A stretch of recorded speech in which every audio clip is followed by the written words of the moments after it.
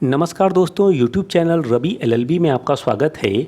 आज की वीडियो में हम घरेलू हिंसा कानून के विषय में महत्वपूर्ण जानकारी देने वाले हैं, जो कि घरेलू महिलाओं के लिए बहुत ही उपयोगी है। तो वीडियो को अंत तक देखिए और यदि अभी तक आपने हमारे चैनल को सब्सक्राइब नहीं किया है तो चैनल को सब्सक्राइब कर लीजिए और बेल नोटिफिकेशन को प्रेस कर लीजिए ताकि लॉ से रिलेटेड नए वीडियो मिले आपको सबसे पहले। तो आइए शुरू करते हैं। घरेलू हिंसा से महिलाओं का संरक्षण अधिनियम 2005 26 नवंबर 2006 को लागू हुआ। इस अधिनियम में कुल 5 अध्याय व 37 धाराएं हैं। घरेलू हिंसा से सुरक्षा अधिनियम महिलाओं और महिला अधिकारों पर काम करने वाले संगठनों के लिए एक उम्मीद की किरण बनकर आया।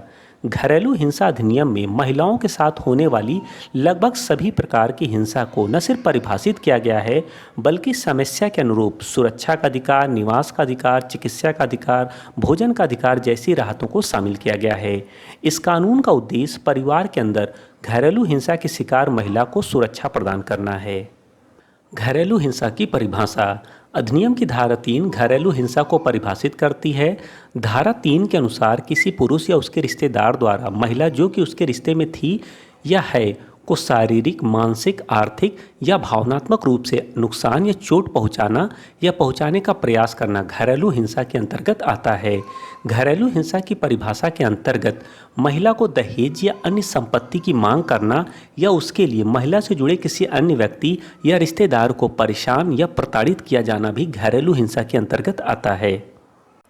शारीरिक हिंसा। शारीरिक हिंसा का अर्थ है मारपीट करना, लात मारना, धक्के देना, थप्पड़ मारना या अन्य रीति से शारीरिक पीड़ा या क्षति पहुंचाना। लैंगिक हिंसा का अर्थ है बलपूर्वक शारीरिक संबंध बनाना, अश्लील साहित्य या तस्वीरें देखने के लिए मजबूर करना, लैंगिक दुर्व्यवहार करना। मौखिक या भावनात्मक हिंसा का अर्थ है अपमानित करना, गालियां देना, बेटा ना होने के लिए अपमानित करना, दहेज ना लाने के लिए अपमानित करना, नौकरी छोड़ने के लिए मजबूर करना, विवाह के लिए मजबूर करना, अपनी पसंद के व्यक्ति से विवाह करने से रोकना। ये सभी चीज़ें मौखिक हिंसा में शामिल हैं। आर्थिक हिंसा का मतलब है कि महिला को किसी आर्थिक या वित्तीय साधन जिसकी वे हकदार है उससे वंचित करना, स्त्री धन व कोई भी संपत्ति जिसकी वे अकेली अथवा किसी अन्य व्यक्ति के साथ हकदार हो को महिला को ना देना या उस संपत्ति को उसकी सहमति के बिना बेच देना या अपने कब्जे में रखना आर्थिक उत्पीड़न की श्रेणी में आता है। उपरोक्त सभी कृत्यों को घरेलू हिंसा माना गया है। घरेलू हिंसा की शिकायत किससे करें? घरेलू हिंसा की शिकायत संरक्षण अधिकारी से की जा सकती है। अधिनियम की धारा 8 के अनुसार राज्य सरकार द्वारा प्रत्येक जिले में एक या एक से अधिक संरक्षण अधिकारी की नियुक्ति की जाएगी। संरक्षण अधिकारी के पद पर जहां तक हो सकेगा महिलाओं की ही नियुक्ति की जाएगी। अधिनियम की धारा 9 के अनुसार घरेलू हिंसा की शिकार महिलाओं की शिकायत प्राप्त करना और उसे मजिस्ट्रेट तक पहुंचाना तथा तुरंत चिकित्सा तथा कानूनी सहायता दिलवाना संरक्षण अधिकारी की जिम्मेदारी होगी। संरक्षण अधिकारी के अतिरिक्त शिकायत किससे की जा सकती है? Police officer. इस कानून के अंतर्गत प्रत्येक थाने के थानाध्यक्ष एसएचओ की जिम्मेदारी होगी कि शिकायत मिलने पर विधिक कार्रवाई करते हुए पीड़ित महिला को इस कानून के तहत सभी सुविधाएं दिलवाएं। सेवा प्रदाता। अधिनियम की धारा 10 के अंतर्गत राज्य सरकार द्वारा कुछ गैर सरकारी संस्थाओं को सेवा प्रदाता के रूप में चुना जाएगा। पीड़ित महिलाओं को इस कानून के तहत सभी सुविधाएं और मुफ्त कानूनी सहायता दिलवाना इनकी जिम्मेदारी होगी। मजिस्ट्रेट। अधिनियम के तहत मजिस्ट्रेट भी विशेष परिस्थितियों में किसी पीड़ित महिला को न्याय दिलवाने के लिए स्वतः कार्यवाही कर सकते हैं। घरेलू हिंसा अधिनियम 2005 की धारा 11 में राज्य के कर्तव्य बताए गए हैं। इसमें पहला कर्तव्य है संरक्षण अधिकारी की नियुक्ति करना, अधिकारियों को उचित प्रशिक्षण प्रदान करना, विभिन्न विभागों के मध्य कोऑर्डिनेट करना, जनता को जागरूक करने के लिए प्रचार प्रसार करना। अधिनियम में पीड़ित महिला कौन है? आरोपी के साथ घरेलू संबंध रखने वाली महिला के साथ हिंसा होने पर वे पीड़ित महिला कहलाती है।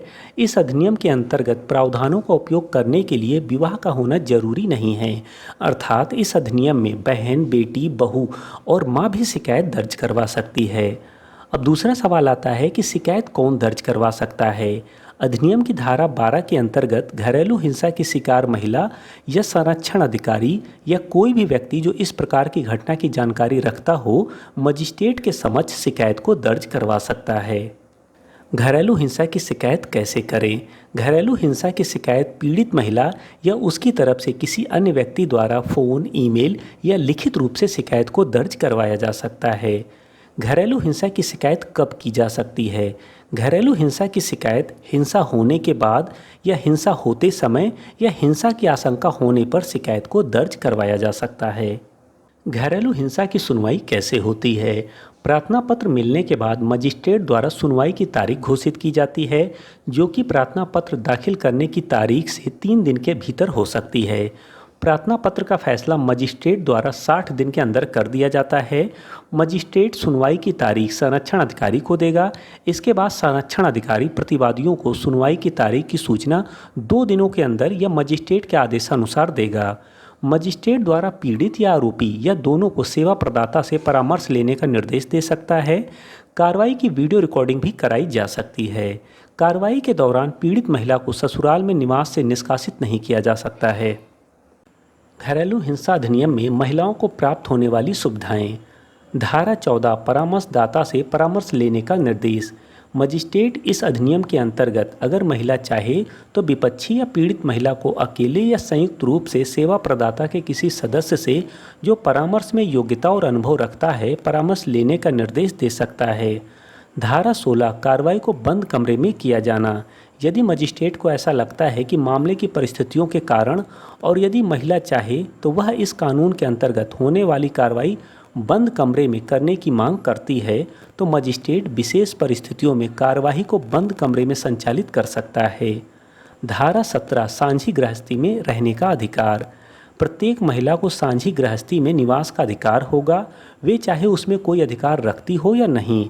विपक्षी पीड़ित महिला को किसी भी स्थिति में साझी गृहस्थी से निकाल नहीं सकता है। धारा 18 संरक्षण का अधिकार। मजिस्ट्रेट के द्वारा पीड़ित महिला और विपक्षी को पश्चात या संभावना होते हुए कि घरेलू हिंसा हुई है या होने वाली है, महिला के पक्ष में संरक्षण का आदेश पारित करते हुए कुछ बातों पर प्रतिबंध लगाए जा सकते हैं, जैसे कि किसी भी प्रकार की घरेलू हिंसा की घटना करने या उसमें मदद करने से रोक लगाई जा सकती है। उस स्थान में प्रवेश करने से रोक लगाई जा सकती है जिसमें पीड़ित महिला निवास कर रही हो। अगर पीड़ित कोई बच्चा है तो उसके स्कूल में प्रवेश करने या मिलने से भी रोक लगाई जा सकती है। पीड़िता से किसी भी प्रकार का संपर्क स्थापित करने पर भी रोक लगाया जा सकता है, जैसे कि बातचीत करना, टेलीफोन, पत्र इत्यादि। विपक्षी को अपनी संपत्ति या संयुक्त संपत्ति को बेचने से और बैंक, लॉकर, खाते इत्यादि जो संयुक्त रूप से या निजी रूप से हों उसके प्रयोग से भी रोक लगाया जा सकता है। महिला पर आश्रित उसके संबंधियों व पीड़ित महिला की सहायता करने वाले व्यक्तियों के विरुद्ध किसी भी प्रकार की हिंसा करने पर भी रोक लगाई जा सकती है। धारा 19 निवास का आदेश। मामले का समाधान करते समय जब मजिस्ट्रेट को विश्वास हो जाए कि घरेलू हिंसा हुई है, मजिस्ट्रेट पीड़िता को घर से निष्कासित करने पर रोक और आरोपी को घर से बाहर रहने का निर्देश दे सकता है। घर बेचने या गिरवी रखने पर भी रोक लगाई जा सकती है। आरोपी और उसके रिश्तेदारों को घर के जिस भाग में महिला निवास करती है उस भाग में जाने से रोका जा सकता है। यदि महिला द्वारा समान सुविधा स्तर वाले किराए के आवास का प्रयोग किया जाता है तो आरोपी को किराए की क्षतिपूर्ति का आदेश दिया जा सकता है। महिला को उसके स्त्री धन या किसी अन्य संपत्ति या मूल्यवान प्रतिभूति जिसकी वे हकदार है कब्जा लौटाने का आदेश भी दिया जा सकता है। धारा 20 भरण पोषण का अधिकार। पीड़ित महिला व उसके बच्चों को उसकी ज़रूरत के अनुसार खर्चे और नुकसान की पूर्ति के लिए आर्थिक सहायता देने का आदेश भी मजिस्ट्रेट जारी कर सकता है। कमाई की हुई क्षति तथा मेडिकल खर्चे की पूर्ति का आदेश जरूरत पड़ने पर दिया जा सकता है। धारा 21 अभिरक्षा का आदेश। बच्चों की अभिरक्षा पीड़ित महिला या उसके रिश्तेदारों को दी जा सकती है। आरोपी को बच्चों से मिलने पर रोक लगाई जा सकती है। धारा 22 मानसिक प्रताड़ना के लिए क्षतिपूर्ति। न्यायालय द्वारा मानसिक प्रताड़ना और भावनात्मक कष्ट के लिए क्षतिपूर्ति का आदेश भी जारी कर सकता है। धारा 23 एकपक्षीय आदेश देने की शक्ति। यदि मजिस्ट्रेट संतुष्ट हो जाए कि विपक्षी घरेलू हिंसा कर रहा है अथवा करने की आशंका है तो शपथ पत्र को संज्ञान में रखते हुए धारा 18, 19, 20, 21 और 22 के तहत एकपक्षीय आदेश जारी कर सकता है। अधिनियम की धारा 24 के अंतर्गत पीड़ित महिला को आदेश की प्रति निःशुल्क उपलब्ध कराई जानी चाहिए। अपील। धारा 29 पीड़ित महिला अथवा विपक्षी मजिस्ट्रेट द्वारा जारी आदेश को 30 दिनों के भीतर सत्र न्यायालय में अपील दायर की जा सकती है। धारा 31 विपक्षी द्वारा संरक्षण आदेश भंग करने पर दंड। अधिनियम की धारा 31 के अंतर्गत विपक्षी द्वारा संरक्षण आदेश या किसी अंतरिम आदेश को भंग होना इस कानून के तहत अपराध माना गया है। ऐसी स्थिति में विपक्षियों को 1 साल तक की सजा अथवा 20,000 रुपये का जुर्माना या दोनों से दंडित किया जा सकता है। घरेलू हिंसा अधिनियम की धारा 32 के अंतर्गत अपराध को संज्ञेय माना गया है, अर्थात आरोपी को सीधे गिरफ्तार किया जा सकता है। महिला का बयान पर्याप्त सबूत माना जाता है। इस अधिनियम के अंतर्गत अपराध गैर जमानती होते हैं। यदि संरक्षण अधिकारी अपने कर्तव्यों का निर्वहन करने से मना करता है अथवा असफल रहता है तो अधिनियम की धारा 33 के तहत 1 वर्ष तक का कारावास अथवा 20,000 रुपये तक का जुर्माना लगाया जा सकता है। उम्मीद करते हैं आपको ये हमारा वीडियो पसंद आया होगा। यदि वीडियो पसंद आया तो वीडियो को लाइक करें, शेयर करें और कमेंट करें। और यदि अभी तक आपने हमारे चैनल को सब्सक्राइब नहीं किया है तो चैनल को सब्सक्राइब कर लीजिए और बेल नोटिफिकेशन को प्रेस कर लीजिए ताकि लॉ से रिलेटेड नए वीडियो मिले आपको सबसे पहले। तो मिलते हैं एक नए वीडियो में, तब तक के लिए नमस्कार।